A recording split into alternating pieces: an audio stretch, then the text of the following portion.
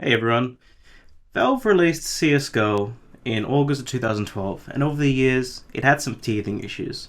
New guns were added, buffed, and nerfed until they found their place. Scopes for guns were changed, and they functioned pretty differently to CSS. Operations were tried out, skins were introduced to the game, and it became a pretty hot topic for gambling. Skins for other parts of the game made their way in, for example, gloves or knives or your characters. New maps were tried out, edited, removed, or sometimes permanently added to the game. Overall, through time, it became a pretty good game, and there wasn't a lot of change. It came and went, but the game eventually stabilized to what it is today.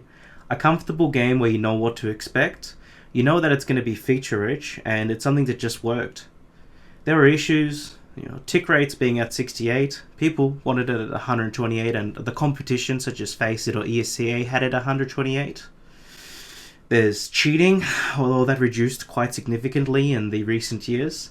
There's still no funk vehicle, and in the grand scheme of things, these things are a bit of a drop in the ocean because overall the game is in a really good state compared to where it was 5 to 10 years ago. Then, for the last few years, the famed Source 2 upgrade was teased time and time again. People thought it was going to change everything. It's going to cure depression, hunger, cancer, it would give you abs and make your feet small, so on and so forth. The leaks were constant from YouTubers, Twitter, and everybody else, and the community was largely in agreement. Hype was in the air. There were some detractors though saying that the game really wouldn't change much, it wouldn't benefit CSGO, and it's just gonna break things like it did for Dota 2. Down with the naysayers, the community said. Back to the Shadow Realm, we won't handle such criticisms. Valve know what they're doing. Have faith in Gaben. And then, it came out, and it was pretty shit. Why is it rubbish? Well, lack of features, mostly. There's no community servers compared to when Valve organized it. Back when CSGO released, they had a sort of consultation with Plaguefest admins to make sure that the zombie escape mode would work on release.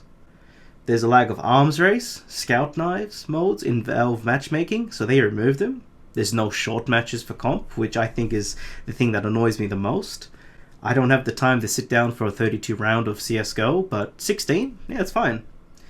The removal of the weapon wheel was a pretty big one as well. It was an excellent system, and it was pretty difficult to fuck up buying stuff.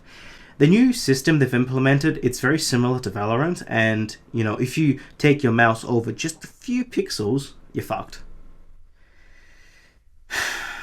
You might ask yourself, are there any benefits? There are. Moving to a modern engine will mean that the game is easier to maintain for years down the line. The new mapping tools are pretty great, and they will allow for more interesting, creative, and beautiful maps to be made. And more importantly, if you use the software, you're able to move away from having a white UI for it.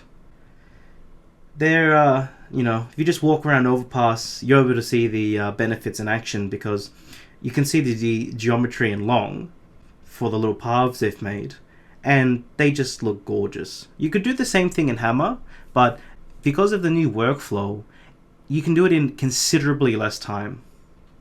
The way that ticks are handled are also changed.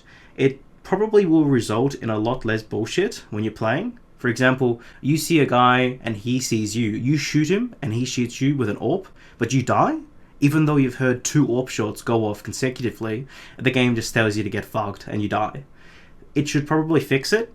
Valve has a much more detailed explanation as to how this works on their site, so I'm not going to butcher it, but if you're interested, you can look it up there.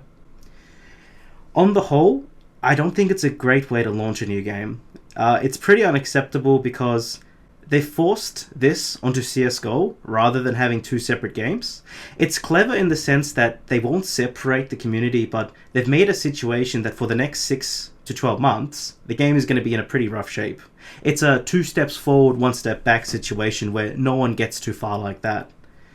I dislike that they've taken the content away from me from a game I've owned for about 10 or 11 years now, and we will probably get it back, but I feel that it's been forced out way too early. They needed to spend a few more months cooking away at Valve.